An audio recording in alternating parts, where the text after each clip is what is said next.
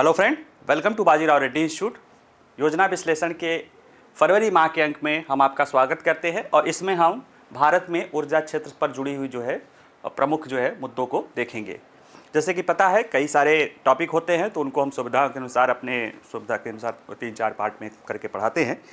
इसमें हम इस पार्ट फर्स्ट में हम संपादकीय जो विकसित भारत की परिकल्पना से जुड़ा हुआ है उसको बताएंगे।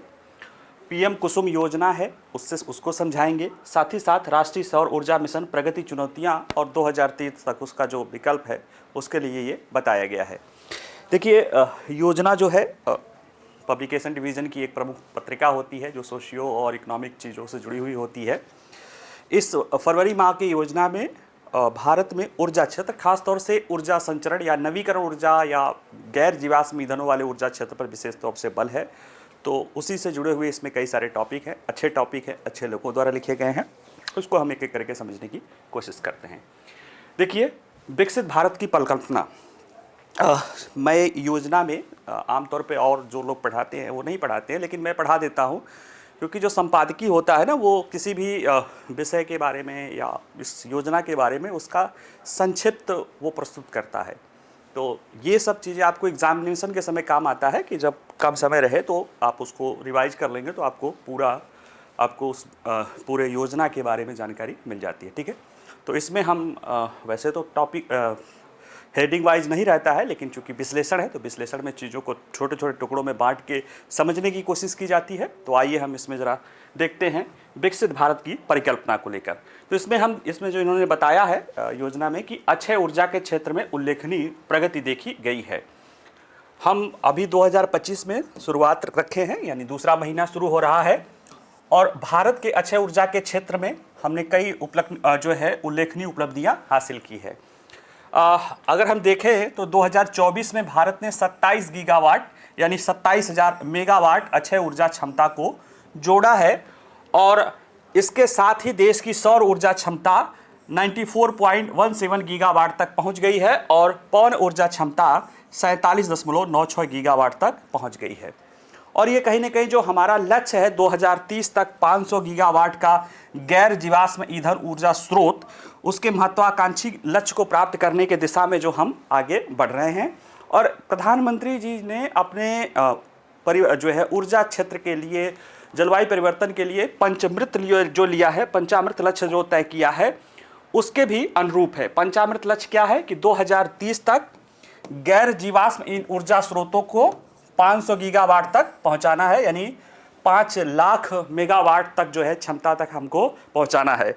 अब समझिए ये क्षमता इतनी है कि अभी जो टोटल इंस्टॉल कैपेसिटी है उसमें जो हम यूज करते हैं, लगभग जो हमारी खपत है वो इससे बल्कि कम ही है। पिछले साल जो सबसे हाईएस्ट खपत थी उसमें भी इससे कम है। तो ये एक बड़ा लक्ष्य है और ये लक्ष्य और भी महत्वपूर्ण है क्योंकि ये सिर्फ गैर जीवाश्म ईंधन का है।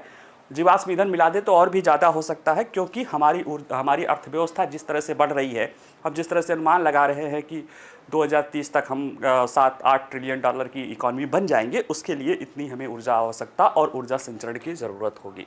2030 तक अक्षय ऊर्जा के लिए माध्यम से देश की ऊर्जा आवश्यकताओं का 50% पूरा करना है, यानी ये जो 500 गीगावाट होगा वो हमारी टोटल ऊर्जा आवश्यकताओं का 50% हो, ये हमने लक्ष्य रखा है। ये क्योंकि हमारी ऊर्जा आवश्यकताएं बढ़ेगी तो इसलिए हमने 500 गीगावाट तक का लक्ष्य रखा है।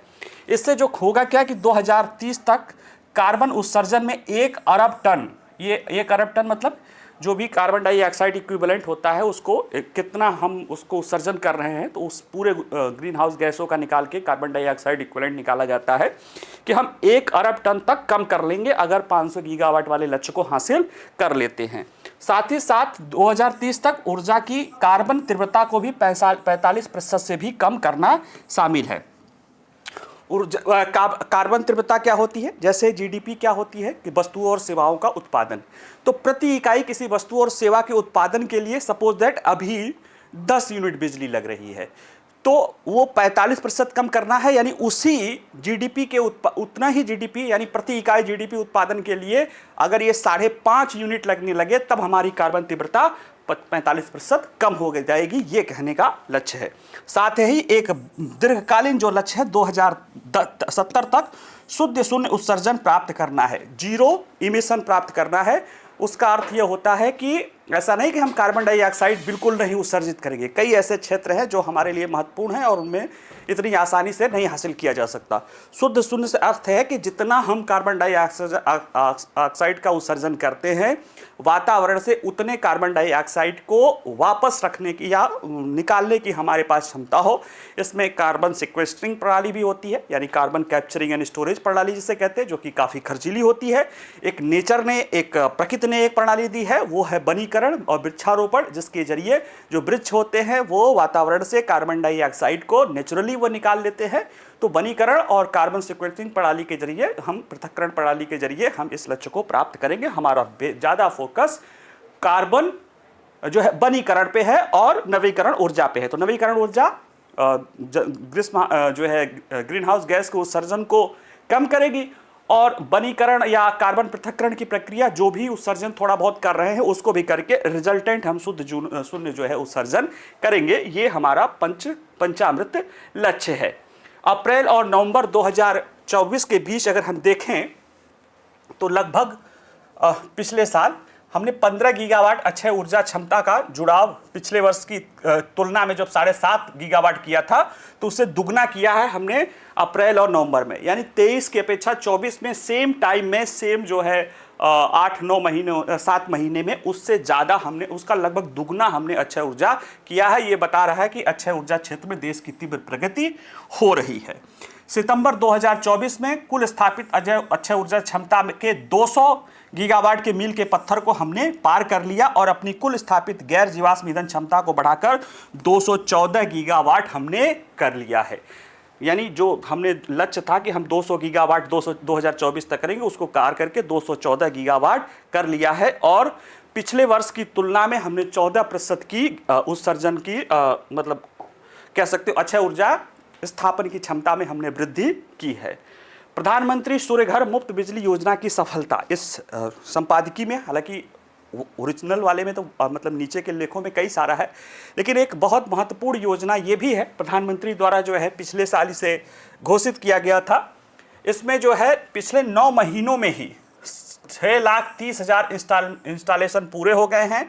यानी देखा जाए तो हर साल, हर महीने 70,000 से ज़्यादा इंस्टॉलेशन हो रहा है। इसमें लक्ष्य क्या है कि सरकार जो है 1 करोड़ घरों पर जो है उनको जो है सोलर प्लांट लगाएगी जिनकी 100 यूनिट से कम आती है, और उसके लिए सब्सिडी भी देगी। लगभग 40% तक सब्सिडी प्रदान करेगी। बाकी और सस्ता ऊर्जा जो है सुलभ भी हो सकती है। और मार्च, ये लक्ष्य जो है 1 करोड़ तक का है, 1 करोड़ सौर इंस्टॉलेशन का मार्च 2027 तक है। और इसमें आवासीय क्षेत्रों में छतों पर इंस्टॉलेशन के माध्यम से 30 गीगावाट या 30,000 मेगावाट सौर क्षमता खुले में जोड़ने की उम्मीद है। और ये सफलता जिस तरह से चल रही है, निश्चित रूप से हम इसे 2027 तक हासिल करने में सफल हो जाएंगे। विकसित भारत ऊर्जा क्षेत्र के विकास में निकटता से जुड़ा हुआ है। देखिए, इसका टॉपिक के संपादकीय है विकसित भारत का लक्ष्य। तो जब हम विकसित भारत का लक्ष्य लेके चल रहे हैं, देखिए जब भी आप एक थोड़ा सा उदाहरण से अगर हम तुलना, समानता से तुलना करें, एक व्यक्ति है जो एक सिंपल जीवन जी रहा है, मतलब सिंपल मतलब कि बहुत ज़्यादा फिजिकल एक्टिविटी नहीं कर रहा है, अपना नॉर्मल काम कर रहा है, या कह सकते हो बैठ के चल रहा है, हल्का फुल्का काम कर रहा है, अपना दिनचर्या कर रहा है। और एक कोई एथलीट्स है जो कि बड़ी तेज़ी से दौड़ रहा है, मेहनत कर रहा है।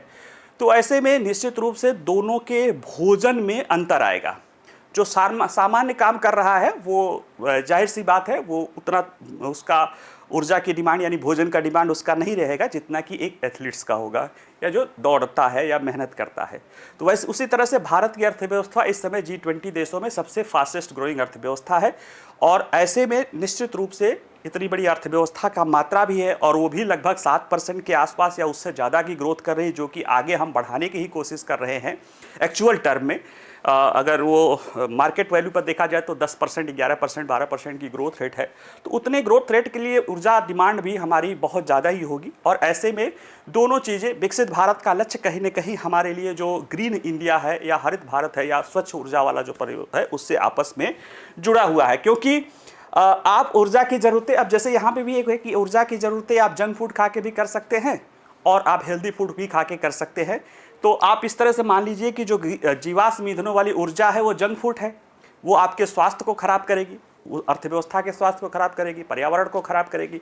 और जो ग्रीन एनर्जी है, नॉन रिन्यूएबल जो है रिन्यूएबल एनर्जी है या अक्षय ऊर्जा है, वो कहीं ना कहीं हमारे अर्थव्यवस्था के साथ साथ हमारे पर्यावरण को और धरती के हमारे प्रति जो दायित्व है उसको भी निभाने में योगदान देगी। और यही सारी बातें कह रही है, जिसमें ऊर्जा मिश्रण में अक्षय ऊर्जा की हिस्सेदारी बढ़ाने, ऊर्जा दक्षता में सुधार करने, ग्रीन हाउस गैस उत्सर्जन को कम करने के लिए एक ठोस प्रयास की आवश्यकता चल रही है। और इसी को हम आगे आने वाले अपने विभिन्न अध्यायों में एक एक करके देखेंगे, जो बढ़िया और कह सकते हैं कि विशेषज्ञ लोगों द्वारा लिखी गई है। देखिए, पहला जो इसमें है टॉपिक है वो प्रधानमंत्री कुसुम योजना है। ये इसका नाम ही है प्रधानमंत्री किसान ऊर्जा सुरक्षा एवं उत्थान महाअभियान। यानी इसके जरिए किसानों की ऊर्जा सुरक्षा करना है और उनका उत्थान भी करना है।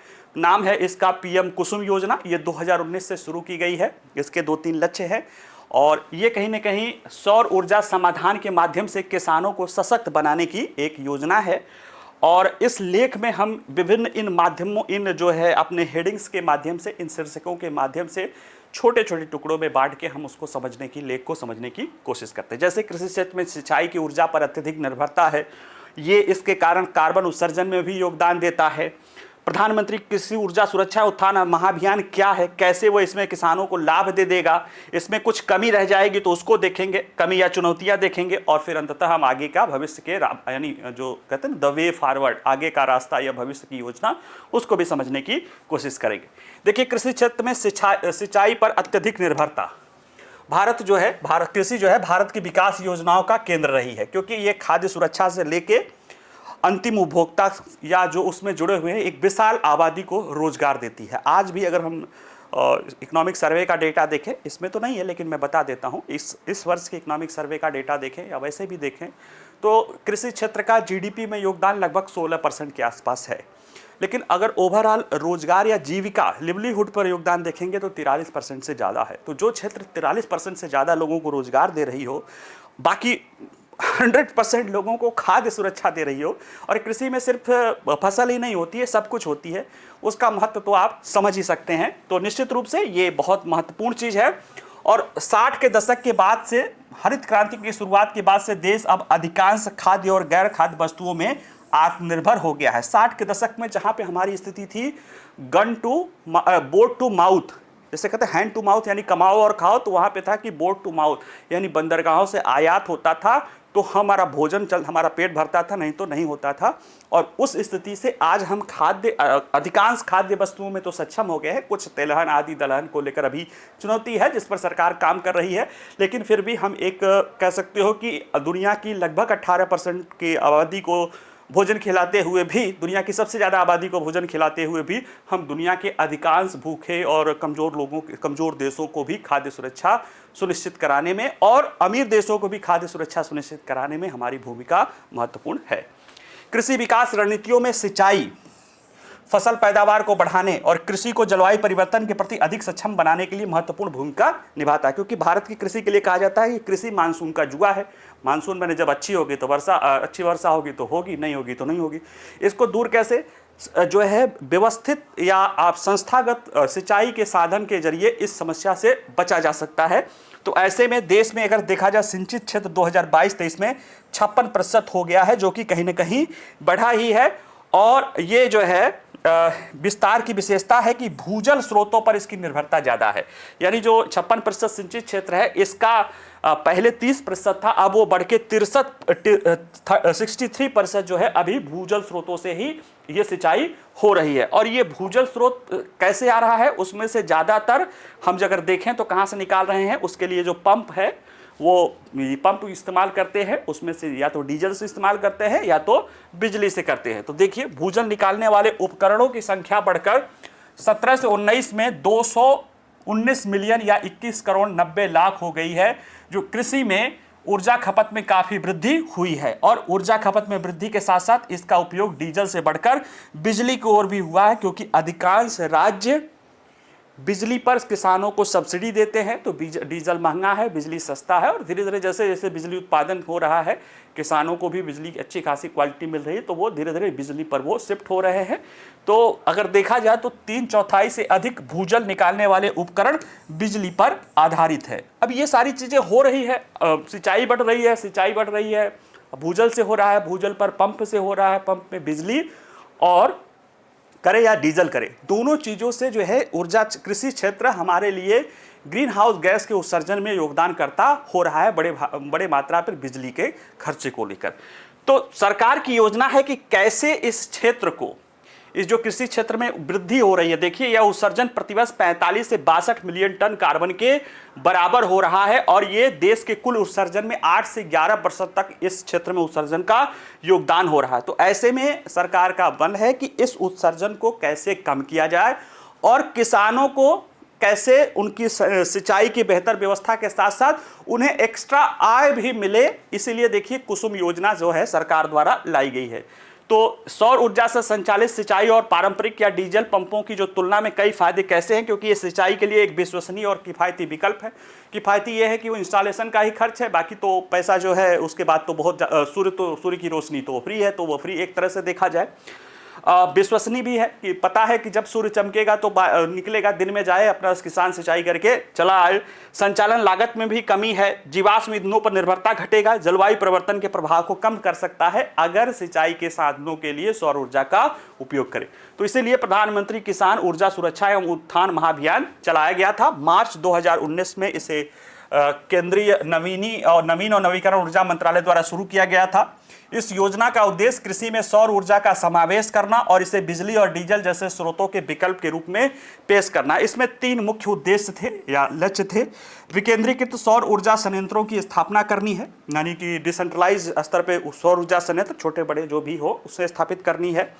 डीजल संचालित कृषि पंपों को सौर ऊर्जा से संचालित पंपों में बदलना है, यानी जो डीजल पंप हैं कम से कम उन्हें तो सौर ऊर्जा से बदल दिया जाए, और जो ग्रिड से भी जुड़े कृषि पंप हैं, यानी जो वहाँ पे बिजली से वो चल रहे हैं पंप, भूजल वाले पंप, उनको भी सौर ऊर्जा से बदलना। ये 3 लक्ष्य के साथ ये योजना 2019 से संचालित है, और मार्च 2026 तक जो है इसके अंतर्गत उम्मीद है कि 30.4 गीगावाट सौर ऊर्जा क्षमता स्थापित करने का लक्ष्य रखा गया है, जो 3 घटक के माध्यम से पूरे करेंगे। घटक क में, यानी जो पहला क्या है कि डिसेंट्रलाइज जो सोलर जो है ऊर्जा संयंत्र करना है, उसमें 10 गीगावाट सौर ऊर्जा क्षमता स्थापित करनी है।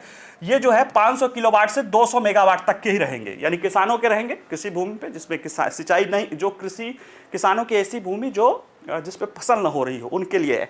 500 किलोवाट से लेकर 2 मेगावाट तक के ये लगेंगे, और ये इस तरह से आधारित करा जाएगा।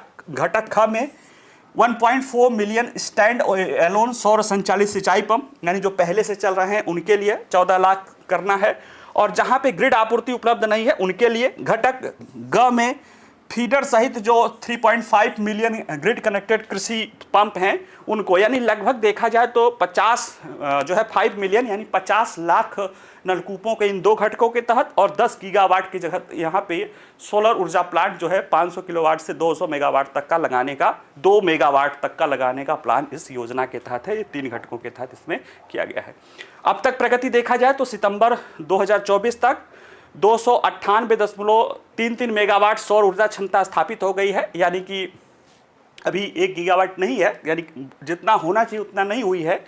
और 10.5 मिलियन स्टैंड एलोन सौर पंप जो हैं, और 37,271 व्यक्तिगत ग्रिड कनेक्टेड पंप और फीडर स्तरीय सौर ऊर्जा जो है सुविधाएं स्थापित हुई हैं। यानी देखा जाए तो जो लक्ष्य है उसके अपेक्षा उचित बहुत बेहतर प्रदर्शन नहीं है।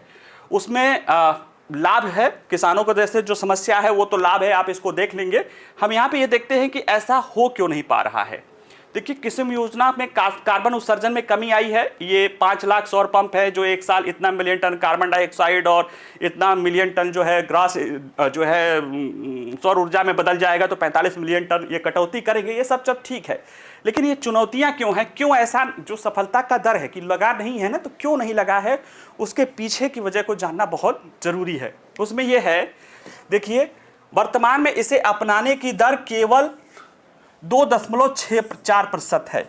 क्यों नहीं है? क्योंकि जो सोलर ऊर्जा संचालित पंप लगाने की है उसका ना शुरुआती स्तर पे जो है खर्चा बहुत आता है, चाहे 500 किलोवाट से लेकर 2 मेगावाट तक हो। 500 किलोवाट का भी होगा तो भी, मेगावाट का मतलब आप मान लीजिए कि अगर 2 मेगावाट का लगा रहे हैं तो कम से कम 8-10 करोड़ रुपए तो खर्चा आ ही रहा है। तो इतना पैसा जो है किसानों के पास तो एटलीस्ट बहुत कम ही किसान हैं। हमारे यहाँ पे ज़्यादातर तो आप समझ ही रहे हैं कि 70% से ज़्यादा तो सीमांत किसान हैं। दूसरा जो है, जो उनको सोलर पंप वाली समस्या है, अगर वो 5 किलोवाट तक या 7.5 HP या 5 किलोवाट तक का भी अगर वो पंप लगाते हैं तो उनका खर्चा लगभग 4.5-3 लाख रुपए आता है। मान लिया 60% की जो है सब्सिडी प्रदान कर दे रही है सरकार, फिर भी 40% भी 1,40,000 रुपये हो जा रहा है, जो किसी किसान के लिए डीजल पंप लगाना ज़्यादा उसके लिए बेहतर है या बिजली पंप लगाना उसके लिए ज़्यादा बेहतर है। साथ ही साथ प्रारंभिक राशि तो चलो ठीक है, जो बचत होगा और उससे जो बिजली से लाभ हो जाता वो लगाता किसान सोचता, लेकिन जिन राज्यों में बिजली फ्री है वहाँ किसान क्यों लगाए? उसको तो लगता है कि यार बिजली तो फ्री है, 24 घंटे आती है, मान लिया 24 घंटे नहीं 18 घंटे 12 घंटे उतना तो आती है, सोलर लगाएगा तो 8 घंटे आएगा। तो ये कुछ चुनौतियां हैं जिनके कारण ये योजना उस तरह से नहीं प्राप्त हो अपने लक्ष्य को प्राप्त कर रही है जिस तरह से उसे करना चाहिए। साथ ही साथ इसमें यह भी है कि इसके लिए भूजल के लिए जो है सिंचाई के लिए बिजली सब्सिडी, हाँ ये भी हो गया। भूजल संसाधनों के अत्यधिक दोहन का भी खतरा इसमें आ रहा है। राजस्थान आदि राज्यों में देखा गया है कि किसान को चूंकि न बिजली की चिंता है न किसी चीज़ की चिंता है, तो वो चल रहा है, क्या दिक्कत जा रहा है उसका, कौन सा सूरज की रोशनी भी फ्री है, उसको लग रहा पानी भी फ्री है। लेकिन ऐसा नहीं है, पानी फ्री नहीं है, भूजल फ्री नहीं है। जो चीज़ निकाल लोगे वो, हाँ ठीक है, सूर्य की रोशनी तो चलो मान लो फ्री है कि वो चलता रहेगा हमारे, अब कई साल अरबों साल चलेगा, लेकिन जो भूजल का जल है ना वो इतना जल्दी रिचार्ज नहीं होता है, और अगर वो निकल गया तो फिर जल्दी वो उसकी भरपाई नहीं की जा सकती है। तो ये कुछ कमियां हैं। राज्यों में नीति संबंधी भी मुद्दे हैं, कुछ राज्यों में सफलता हुई है, जैसे अगर देखा जाए, जैसे इसी भूजल की समस्या को ले किया जाए तो सौर पंप और सूक्ष्म सिंचाई प्रौद्योगिकी के साथ उसके खपत को कम किया जा सकता है। लेकिन अलग कई राज्यों में अलग अलग संस्थाएं इसको देखती हैं जिनमें आपस में समन्वय का अभाव है, जिसके कारण ये बाधा आती है। और इस तरह से ये एकीकृत दृष्टिकोण न केवल कृषि में जल उपयोग की दक्षता को कम करेगा, बल्कि भूजल और पारिस्थितिकी तंत्र और समुदाय पर उसकी निर्भरता को भी प्रभावित करेगा। तो इसमें जो भिन्नताएं भी हैं, छत्तीसगढ़, राजस्थान, महाराष्ट्र, हरियाणा, उत्तर प्रदेश और आंध्र प्रदेश राज्यों में ये बेहतर काम कर रहा, बाकी राज्यों में नहीं कर रहा। लेकिन इन राज्यों से अगर हम थोड़ा सीख ले और उससे अध्ययन कर ले तो अन्य राज्यों में भी इस योजनाओं को आगे बढ़ाने में मदद मिल सकती है। तो ये प्रधानमंत्री कुसुम योजना के बारे में उसके हमें क्या जानना है, हमें बेसिक रूप से जानना है कि उसके क्या 3 लक्ष्य क्या हैं और उनमें क्या क्या उद्देश्य क्या हैं, क्या उसके 3 घटक में कैसे उसको संचालित करेंगे और उन घटकों में कहाँ तक प्रदर्शन हुआ है, कहाँ कमियां रह गई है। और ये सारी चीज़ें इसमें लिखी हुई है, जिसको आपको PDF से भी मिल जाएगा, आप उसको पढ़ लीजिएगा। ठीक है, उपसंहार में यही है कि ठीक है जैसे चल रहा है, जिन राज्यों से हम सीख सकते हैं, देखिए कृषि पद्धतियों में सौर ऊर्जा को शामिल करने से बहुपक्षीय लाभ होंगे, इसमें से कोई इनकार नहीं कर सकता है। इससे कृषि आय में भी वृद्धि हो सकती है। अगर घटक 1 के तहत अगर किसान 500 किलोवाट से लेके 2 मेगावाट तक का अगर वो प्लांट लगाता है तो निश्चित रूप से ये किसान एक जो ऊर्जा है वो ऊर्जा दाता भी हो सकता है। जैसे कि हमारे परिवहन मंत्री कहते हैं नितिन गडकरी जी कि किसान अन्नदाता से ऊर्जा दाता भी बन सकता है। तो ये एक उपलब्ध विकल्प करा रहा है। इससे किसानों की महंगे जीवाश्म ईंधनों पर निर्भरता कम होगी, संचालन खर्चों में भी कमी आएगी, जिससे उन्हें अन्य कृषि गतिविधियों के लिए अधिक संसाधन आवंटित करने का अवसर मिलेगा। इसके अलावा एक स्थिर और विश्वसनीय ऊर्जा स्रोत के रूप में यह बिजली कटौती या ईंधन की कमी से जुड़ी जोखिमों को भी कम करेगा। लेकिन इसको वही व्यापक रूप से अपनाने के लिए है कि जहाँ पे ज़्यादातर राज्यों में किसानों को मुफ्त में सिंचाई की बिजली दी जाती है, उन राज्यों में इसे अपनाने को लेकर समस्या बिल्कुल आएगी, क्योंकि फिर वो उनको अपनाने का कोई मोटिव नहीं है ना, कोई सब्सिडी नहीं, खासतौर से पंप को लेकर कि वो अपनाएंगे नहीं। और जो कुसुम योजना है, जो उसका पहला घटक है, वो ऐसे जो है किसानों के ऐसे भूमि पर होती है जिसमें यानी सोलर प्लांट जो लगाया जाता है जिसमें कि फसल का जो है उपज नहीं होता है। जबकि भारत में अधिकांश राज्यों में उपजाऊ ही भूमि है, कुछ राज्य है जैसे राजस्थान आदि के कुछ क्षेत्रों को छोड़कर वहाँ भी तो ज़्यादातर जो है उपजाऊ है। इसलिए पहला भी घटक उस तरह सफल होने की संभावना उसमें कम दिखाई देती है, तो जिन पर ध्यान देने की आवश्यकता बनी हुई है। ठीक है, आइए अगला देखते हैं सौर ऊर्जा मिशन प्रगति, चुनौतियां और 2030 तक नवीकरण जो है स्थापना मार्ग। ये जो मिशन है सौर ऊर्जा मिशन, ये पिछली सरकार यानी जो मोदी सरकार है इसके पहले की सरकार से ही लाई गई है। और इसमें सौर ऊर्जा को लेकर कुछ इसमें बातें बताई गई है, सरकार क्या प्रयास कर रहा है, कैसे कर रहा है, लेकिन जितनी सफलताएं मिलनी चाहिए थी उतनी सफलताएं नहीं मिली है। उसकी कई सारी चुनौतियां हैं। पहले तो उसमें लोगों की अनिच्छा या उसको लगाने का ज़्यादा खर्च आता था, उसमें इंटरऑपरेबिलिटी की समस्या थी, जो सोलर पैनल आदि थे वो बहुत महंगे थे, हमने सरकार ने कोशिश भी की तो चीन पे निर्भरता थी, तो वो भी एक समस्या थी।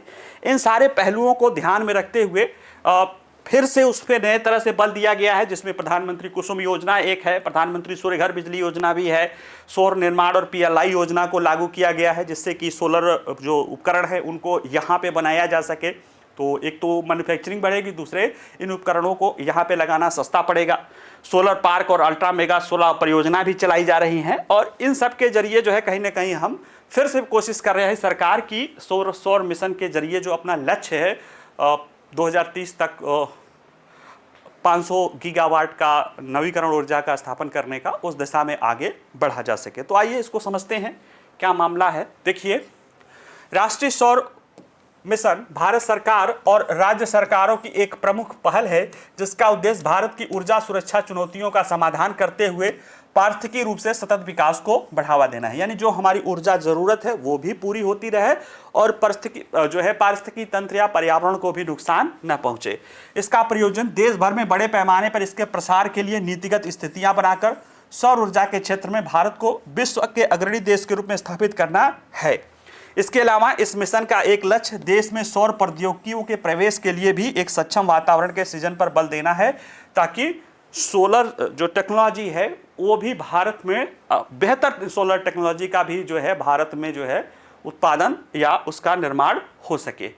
इस मिशन ने प्रगति के मूल्यांकन, क्षमता की समीक्षा और नई लागतों तथा प्रौद्योगिकी के रुझानों के आधार पर आगामी चरणों के लक्ष्यों को भी चरणीय पद्धति अपनाई गई है।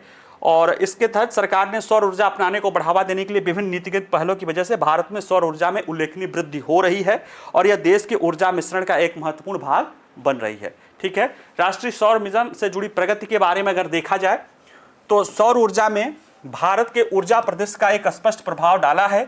ऊर्जा मिश्रण का संभावित हिस्सा अब सौर ऊर्जा से मिल रहा है।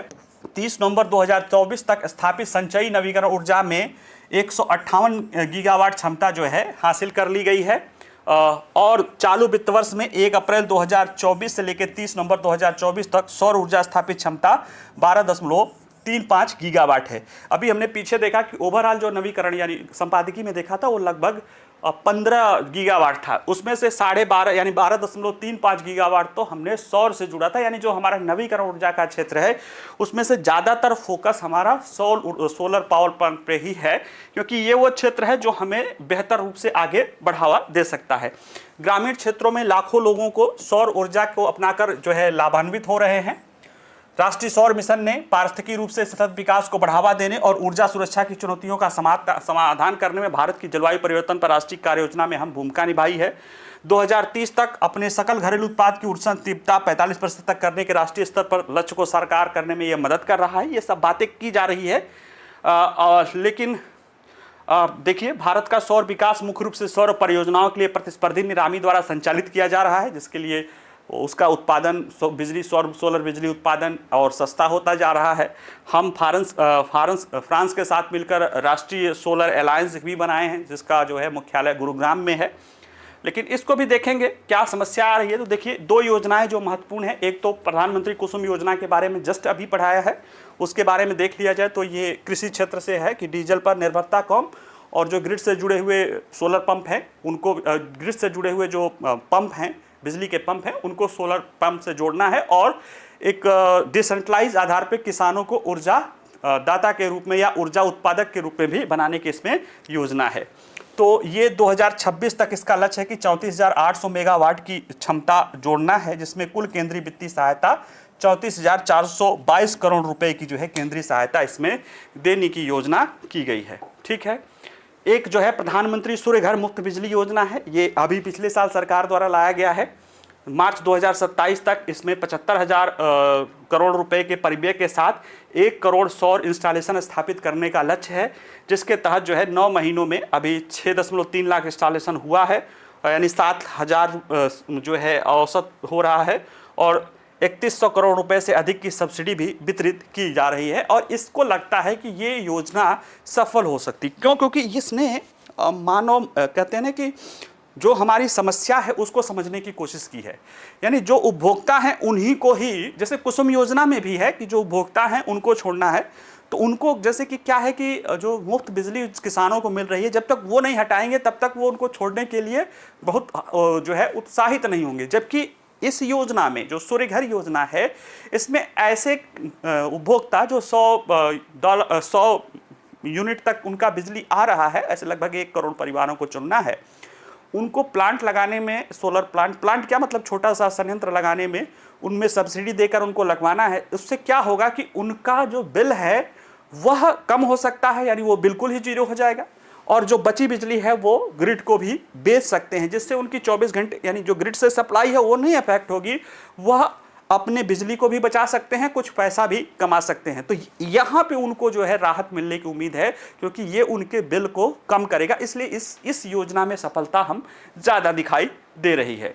सौर विनिर्माण और PLI योजना, देखिए हमारे यहाँ पे सौर ऊर्जा को लेकर जो एक चुनौती शुरू में आ रही थी, चल तो रहा है ये 2011 के आसपास से, उसमें सबसे बड़ी कमी ये आ रही थी कि जो उपकरण थे वो बड़े महंगे थे, उनको लगाने का जो है खर्चा, क्योंकि ज़्यादातर बाहर से ही आता था, उसको लेकर सरकार ने कोशिश किया कि ये जो सोलर उपकरण हैं इनको भारत में ही निर्माण किया जाए।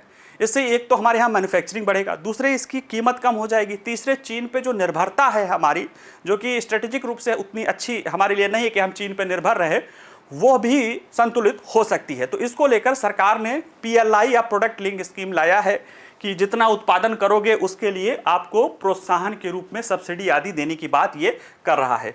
तो देखिए आयात पर निर्भरता कम करने और एक आत्मनिर्भर सौर पारिस्थितिकी तंत्र बनाने पर बल दिया गया है। इसके लिए घरेलू सौर निर्माण को बढ़ावा देने के उद्देश्य से मेक इन इंडिया अभियान पर बल है, और भारत सरकार ने उच्च दक्षता वाले सौर फोटोवोल्टिक या PV पर राष्ट्रीय कार्यक्रम के लिए 24,000 करोड़ रुपए के परिव्यय के साथ एक उत्पादन लिंक स्कीम योजना जो है शुरू की है।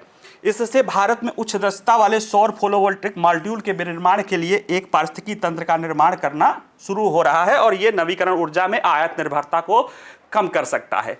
साथ ही साथ सोलर पार्क और अल्ट्रा मेगा सौर ऊर्जा परियोजनाओं को भी किया जा रहा है कि बड़े स्तर पे, यानी देश के में बड़े बड़े जो है सोलर पार्क लगाए जा सके, जिसमें स्केल ऑफ इकोनॉमी का लाभ लिया जा सके। स्केल ऑफ इकोनॉमी क्या होता है कि अगर आप किसी काम को बड़े पैमाने पर करोगे तो उसकी लागत घट सकती है। जैसे सपोज दैट कि कोई व्यक्ति एक व्यक्ति अपने लिए खाना बनाए, एक आदमी के लिए खाना बना रहा है, 2 आदमी के लिए खाना, एक आदमी के लिए बना रहा है तो थोड़ा सा उसमें कर देगा 2 के लिए हो जाएगा, थोड़ा सा उसमें मेहनत कर देगा तो 3 के लिए हो जाएगा, और थोड़ा सा और मेहनत कर दे, यानी उतना ही थोड़ा सा समय लगा के, थोड़ी सा संसाधन लगा के वो 10, 20, 50 लोगों के लिए बनाएगा, तो जो एक व्यक्ति पर जो श्रम संसाधन लग रहा है उससे काफ़ी कम श्रम और संसाधन वो जितना ज़्यादा लोगों के लिए बनाएगा एवरेज वाइज उतना कम आएगा। ठीक है, तो इसको कहते हैं स्केल ऑफ इकोनॉमी। कोई काम ऐसे देख लो, कोई भी उत्पादन, कोई आप जैसे कोई आप एक कार बनाओ अपने यहाँ पे, सारी चीज़ें खुद से बनाओ और उसको, और पता चला कि बड़े पैमाने पर हजारों लाखों की संख्या में करोगे कोई सामान। आप ऐसे सोचो कि फुटकर विक्रेता और थोक विक्रेता, कोई फुटकर दुकान पे जाए खरीदने कि कोई भाई हमें 1 सामान दे दो, 2 सामान दे दो, तो उसकी कीमत अलग होगी, और कहेगा हमें 1000 सामान दे दो, 2000 सामान दे दो, तो देखोगे उसकी कीमत और हो जाएगी, क्योंकि उसको लगेगा कि ये 2000 ले रहा है, उसको कास्ट भी उसको सस्ता भी मिलेगा और वो उसको ज़्यादा ध्यान से देगा, क्योंकि दुकानदार की उसको लंबे पैमाने पर उसको थोड़े में ही ज़्यादा लाभ, मतलब थोड़े मार्जिन पर ही ज़्यादा लाभ मिलता है। तो स्केल ऑफ इकोनॉमी का निश्चित रूप से फ़ायदा होता है। और भारत, अगर देखा जाए भारत की जो ऊर्जा ट्रांजिशन की नीति है वो स्केल ऑफ इकोनॉमी को लेकर है। ये बात जो G20 के हमारे शेरपा हैं उनने एक इंटरव्यू में कहा था कि जब ऊर्जा के ट्रांजिशन की बात है तो बिल गेट्स कहते थे कि देशों को ट्रांजिशन डिविडेंड जो है कहते हैं कि डिविडेंड देना पड़ेगा, यानी डिविडेंड या उसको कह सकते हैं टैक्स के रूप में देना पड़ेगा कि हम ग्रीन एनर्जी की तरफ जाएंगे तो निश्चित रूप से कुछ न कुछ जेब पर भारी पड़ेगा।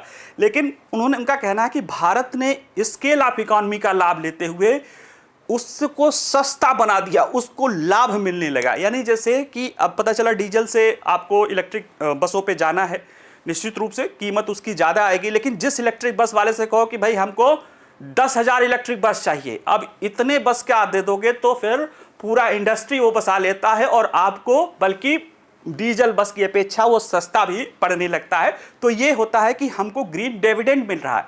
कहाँ पे ग्रीन टैक्स की या ग्रीन कटौती को हम लोगों को लगता है हम स्केल ऑफ इकोनॉमी का लाभ लेके ग्रीन डिविडेंड पाने लगते हैं। तो उसी तरह की योजना ये सोलर पार्क और अल्ट्रा मेगा सोलर पार्क के लेकर है।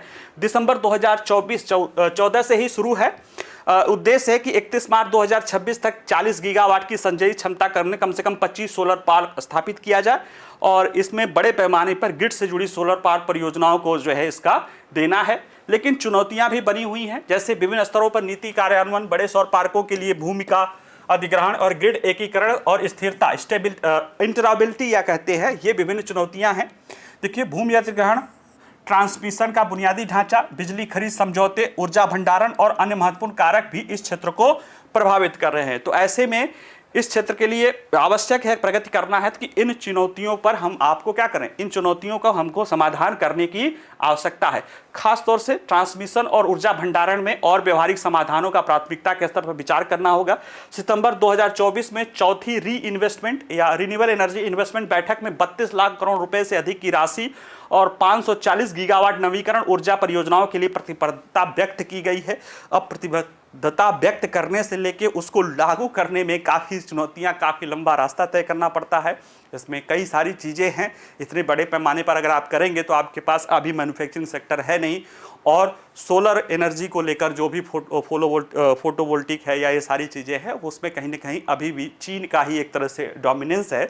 और उसमें हम अगर जब हम बड़े पैमाने पर करने लगते हैं तो वो हमारे लिए स्ट्रेटेजिकली थोड़ा सा, चूँकि चीन क्या करता है, वो दबाव बनाने लगता है हमारे पर, जो उसके लिए रेयर अर्थ, जो उसके लिए क्रिटिकल मिनरल्स चाहिए होते हैं या जो इंग्रेडिएंट चाहिए होते हैं, उन पर वो रोक लगाने की कोशिश करने लगता है। ठीक है, तो ऐसे में 2030 के लिए आवश्यक कदम क्या है? तो देखिए, देश में सौर ऊर्जा के विकास के लिए एक महत्वपूर्ण है कि सौर उत्पादों की समग्र गुणवत्ता और विश्वसनीय सुनिश्चितता की जाए ताकि ये उत्पाद उच्चतम मानकों पर खरे उतर सके। भारत सरकार के नवीकरण ऊर्जा लक्ष्यों को प्राप्त करने के लिए राज्यों की नीतियां भी अहम होने जा रही है। विनियामक प्रक्रिया को सरल बनाने की जरूरत है। यह सुनिश्चित करने के प्रयास करना कि भारत वैश्विक स्वच्छ ऊर्जा विकास में सबसे आगे रहे, यह भी ध्यान देना है।